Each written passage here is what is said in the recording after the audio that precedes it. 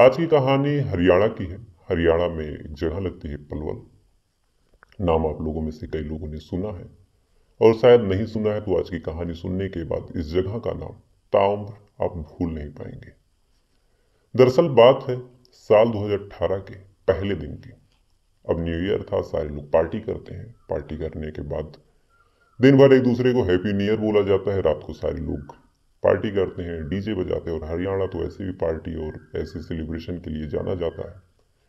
Party करते हैं। Party करने के बाद 1 तारीख की रात बीत जाती है और 2 तारीख की सुबह लगभग 2 से 3 बजे का वक्त था। किसी पलवल में एक जगह लगती है आदर्श कॉलोनी, बेहद पॉश इलाका, जो शायद पूरे उस इलाके में जितने रईस लोग रहते हैं पूरे पलवल में ज़्यादातर लोग इसी आदर्श कॉलोनी में बसे हैं। कोई कर्नल का घर है तो कोई इंस्पेक्टर का घर है तो कोई एसपी का घर है तो कोई दरोगा का घर है। यानी ऐसे ऐसे लोग की मानो सारा डिफेंस और सारी सिक्योरिटी यहीं लगी हुई है। 3 से 4 बजे का वक्त था। 1 तारीख की रात बीत चुकी थी, 2 तारीख की सुबह हो रही थी। और इसी बीच इसी मोहल्ले में एक व्यक्ति जिसका नाम कपिल था, ये भी एक इंस्पेक्टर के लड़के थे। इनको अपने घर के बाहर कुछ आवाज सुनाई देती है। आवाज सुनती है, सुनने के बाद ये बाहर जाते हैं। इन्हें लगता है कि कोई आया है या फिर आवाज दे रहा। तो बाहर देखते हैं कि एक आदमी, जो कि उनके बगल ही एक कर्नल साहब का घर था, धर्मपाल के घर के सामने बकायदा वो आदमी लेफ्ट राइट करता हुआ परेड कर रहा है। साथ ही कभी गेट खोलने को बोल रहा है, कभी दरवाजा पीट रहा है, कभी डोरबेल बजा रहा है। अब कपिल जब देखते हैं तो शुरुआत में उन्हें लगता है कि ये आदमी शायद ड्रिंक वगैरह किया होगा, लिहाजा ड्रिंक करके इधर उधर हरकतें कर रहे हैं। अब नए साल की बात थी तो ऐसी चीज तो आम बात है। कपिल इग्नोर करते हैं, इग्नोर करके घर जाते हैं, सोने की कोशिश करते हैं। लेकिन जैसे जैसे कपिल सोने की कोशिश कर रहे हैं, ये जो आदमी है इसकी हरकतें बढ़ती जा रही हैं। कभी ये चिल्ला रहा है, कभी लेफ्ट राइट परेड कर रहा है, कभी गाली दे रहा है, कभी इधर उधर की हरकतें कर रहा है, कभी ईंट पत्थर मार रहा है। अब कपिल को लगा कि चलो ठीक है, एक आदमी है, ड्रिंक किया है चाहे जो किया, लेकिन एक कर्नल के घर पे इस तरह से मजाक करना या फिर इस तरह से तांडव मचाना, कायदे से कर्नल साहब को कुछ करना चाहिए। और अगर नहीं कर रहे हैं तो इसका मतलब ये आदमी जो है कर्नल का सगा लगता है। अब कपिल अपने गेट के पास जाके खड़े हो जाते हैं और इस आदमी की पूरी लीला देखते हैं। आदमी भी इनको देखता है, कपिल को, कपिल के पास आता है।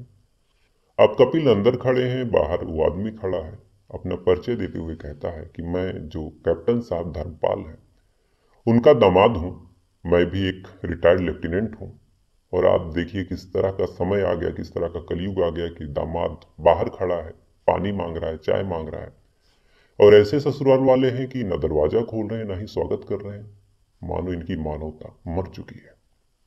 अब ये बात जैसे ही कपिल सुनता है, कपिल को भी लगता है कि यार कुछ भी हो, चाहे आदमी ड्रिंक किया हो चाहे जो हो, लेकिन अगर इस घर का दामाद है तो कम से कम दरवाजा तो खोलना चाहिए। कपिल कहता है कि देखिए मैं बात करता हूँ, मैं फोन करता हूँ। ये सारी चीजें जैसे ही कपिल बोलता है तो फौरन ही जो वो आदमी था जिसने अपना नाम नरेश धनखड़ बताया था, नरेश कहता है कि काम कीजिए, इनका चक्कर छोड़िए, आप अपना दरवाजा खोल दीजिए। ठंडी लग रही, मैंने कपड़े भी नहीं पहने, कम से कम एक कप चाय पिला दीजिए। अब कपिल जो था जब ये बात सामने वाले व्यक्ति की सुनता है तो उसे भी लगता है कि चलो गेट खोल देते हैं। लेकिन इतना सोचने में, इतना समझने में 1 से 2 मिनट गुजर जाता है। 1 से 2 मिनट बाद जैसे ही कपिल गेट खोलने के लिए बढ़ता है, फौरन जो सामने वाला आदमी था गेट पे एक लोहे की राड से जोर से मारता है।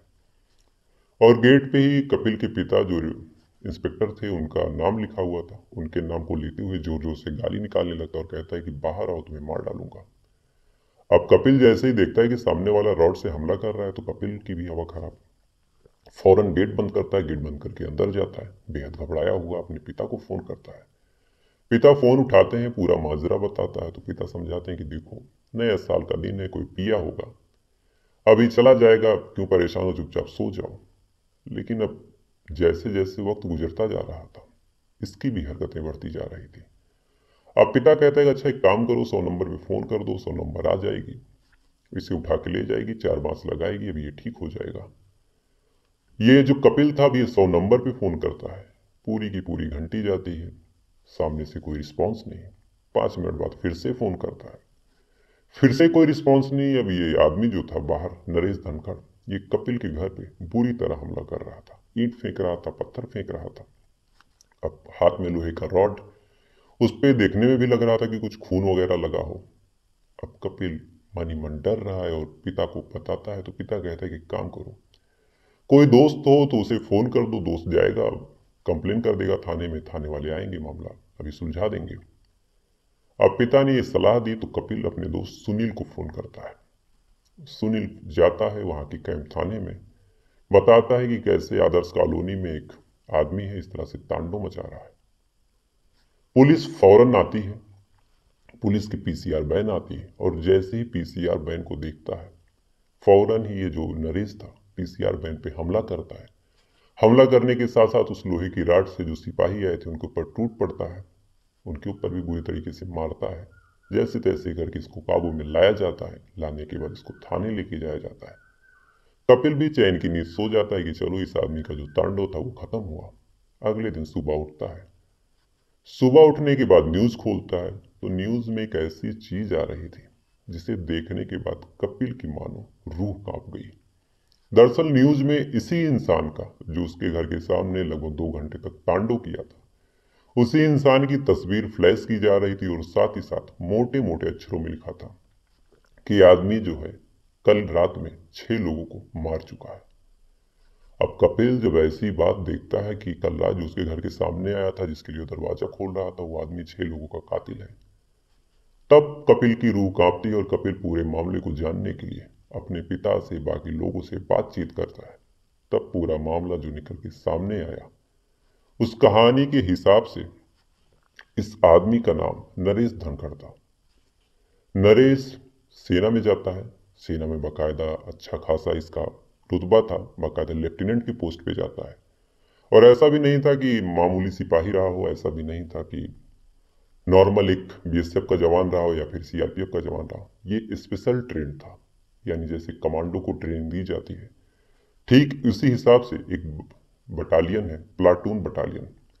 इसी प्लाटून बटालियन में बाकायदा इसकी ट्रेनिंग होती है। ये बाकायदा एक कमांडो के बराबर इसकी शिक्षा हुई, प्रशिक्षण हुआ।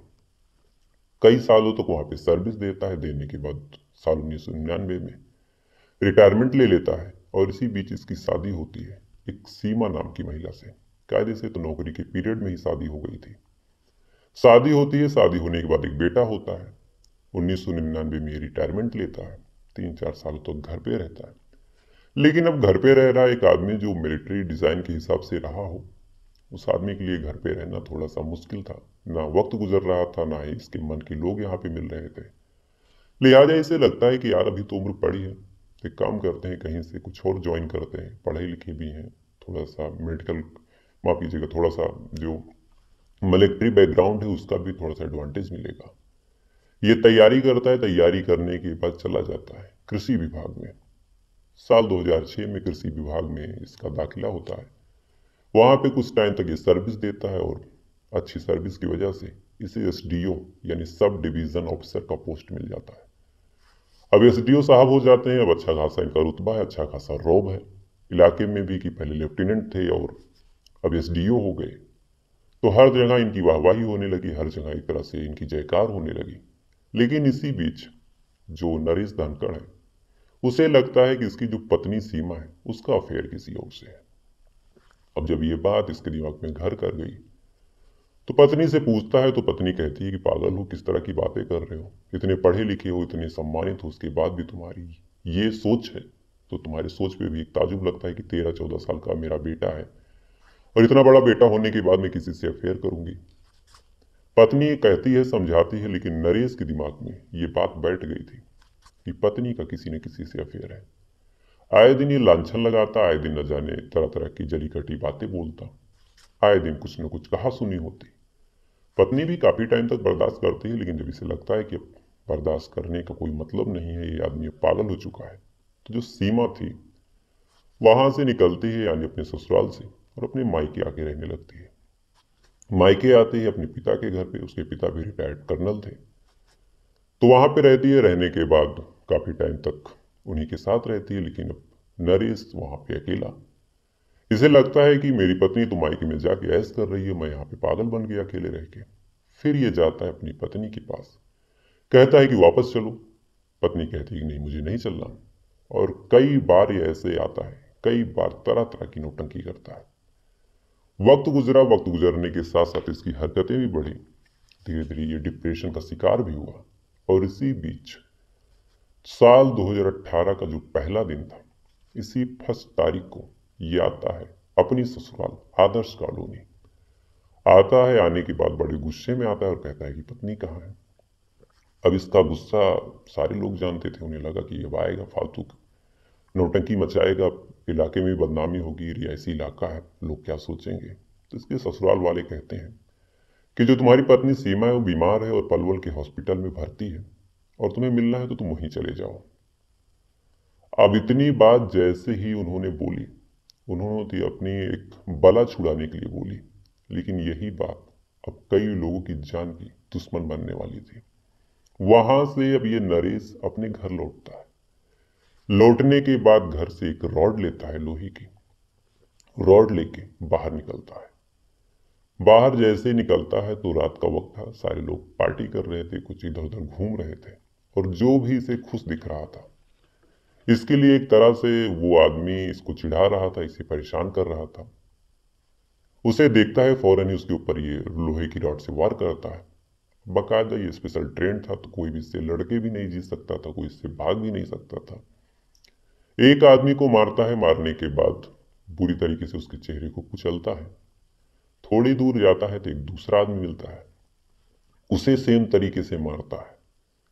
अब ये आदमी जा रहा है, इसके हाथ में एक लोहे की रॉड है, कपड़े पे भी खून लगा है। तो कुछ कुत्ते इसके ऊपर भौंकने लगते हैं।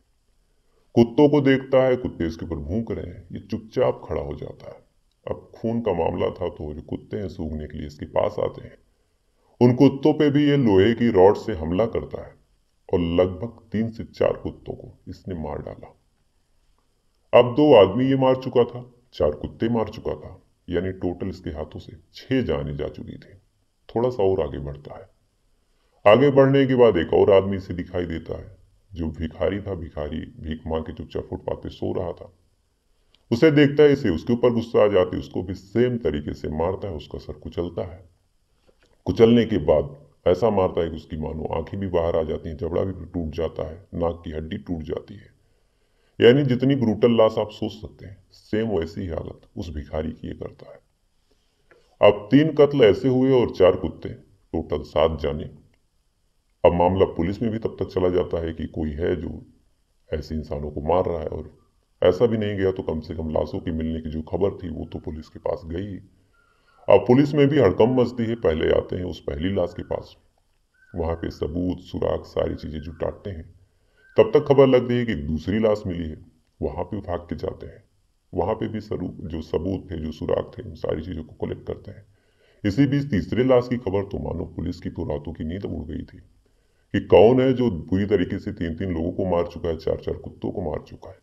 अब पुलिस पीछे पीछे, नरेश आगे आगे। नरेश एक चौथे आदमी के पास जाता है, उसे भी सेम तरीके से मारता है। आगे बढ़ता है, एक सिपाही जो अपनी ड्यूटी दे रहा था, सिक्योरिटी गार्ड था बेचारा, उम्र ज्यादा थी, शांति से बैठा था, बैठने के बाद हुक्का पी रहा था। आता है, आने के बाद पीछे से इस कदर लोहे की रॉड से उसके ऊपर मारता है कि उसकी दोनों आंखें बाहर आ जाती हैं। पीछे की हड्डी और सामने की हड्डी मानो आपस में मिल जाती है। और ये जो बता रहा हूँ, ये बयान मेरा खुद का नहीं, उस आदमी की पत्नी का है, और इस बयान को मैंने खुद सुना। अब इस तरह से वो मारता है, मारने के बाद उस आदमी के हुक्के को उठाता है, कुछ देर तक वहां हुक्का पीता है, हुक्का लेके आगे बढ़ता है। यानी अब तक ये टोटल 5 कत्ल इंसानों के और 4 कुत्तों को ये मार चुका था।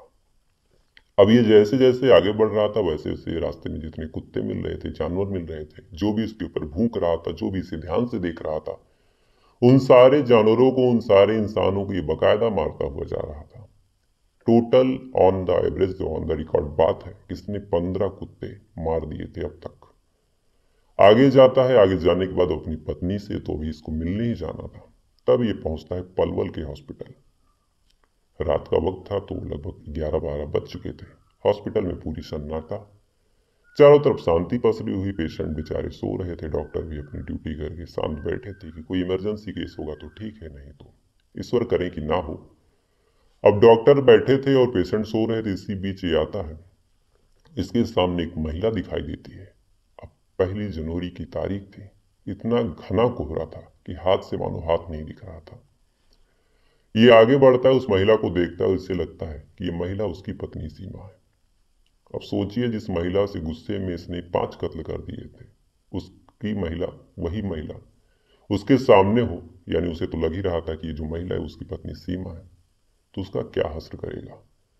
ये सीमा को बाकायदा कुचलता है, कुचलने के बाद उसी तरीके से रॉड से मारता है।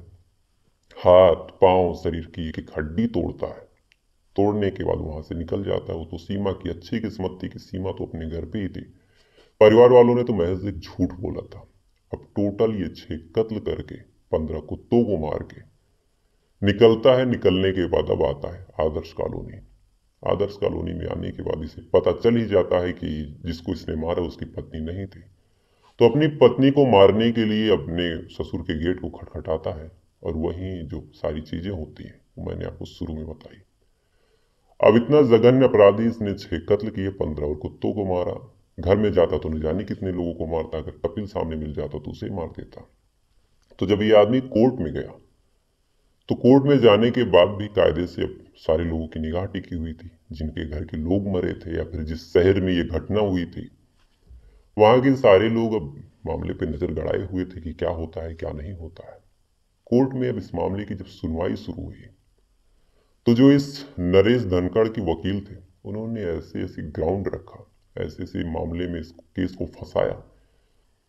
पहला ग्राउंड जो दिया उस हिसाब से ये आदमी मेंटल अनस्टेबल है।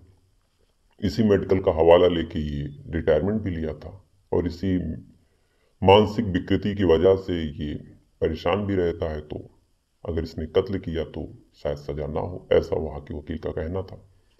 इस पे जो जज साहब थे राणा, उन्होंने कहा कि इस हिसाब से तो न जाने कितने पागल घूम रहे हैं, तो क्या लगभग ऑन एवरेज अगर चेक किया जाए तो 4 से 5 लाख लोग ऐसे मेंटल डिसऑर्डर से पीड़ित हैं, तो क्या 5 लाख लोगों को किल करने का लाइसेंस मिल जाता है। इस हिसाब से ये ग्राउंड जब खारिज हुआ तब कहा वो सामने वाले पक्ष ने, मतलब नरेश धनखड़ के वकील ने बताया कि चूंकि मारने का कोई मोटिव नहीं था, यानी इस आदमी ने जो भी कत्ल किया कोई मोटिव नहीं था, कोई इरादा नहीं था, तो ये 6 कत्ल गैर इरादतन हत्या की श्रेणी में डाला जाए और मामले को थोड़ा सा हल्का किया जाए और एक सॉफ्ट कॉर्नर इस आदमी को दिया जाए। अब इस पे जज साहब ने जो कुछ कहा वो बड़ा दिल को छूने वाला है। दरअसल जज साहब ने कहा कि वैसे तो ऐसे देखा जाए तो जो निर्भया के दोषी थे उनका भी शुरुआत में ऐसा कोई इरादा नहीं था। निठारी कांड जो कुछ हुआ उसमें भी कोई इरादा नहीं था, और भी जितने क्राइम हो रहे हैं उसमें भी कोई इरादा नहीं था। तो क्या सारे लोगों के लिए सॉफ्ट कॉर्नर अपनाया जाए, तो इस हिसाब से तो कोई सजा पाए ही ना। ये हुआ तो फिर उसकी सेना का हवाला दिया गया कि इतने साल अच्छे से सर्व किया है, सेना में सर्विस दिया है। अब सोच के देखिए कि वकील जब बचाने पे आता है तो कितनी एड़ी चोटी का जोर लगाता है। इस पे कहा गया कोर्ट के द्वारा कि एक आदमी जिसको ट्रेनिंग देने के लिए सरकार का पैसा लगा, इस देश के टैक्स पेयर का पैसा लगा, उसी ट्रेनिंग को इसने लोगों को मारने में उपयोग किया। एक तरह से एक क्राइम तो ये भी हुआ। बहरहाल 4-5 सालों तक मुकदमा चला। साल 2003 इस मामले का फैसला आया, और इस फैसले में जो ये नरेश धनखड़ है इसे फांसी की सजा दी गई।